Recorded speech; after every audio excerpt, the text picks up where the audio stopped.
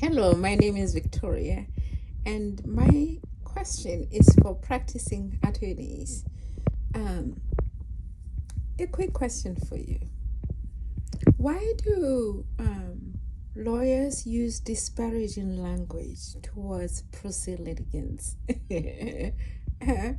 So, I'm just curious.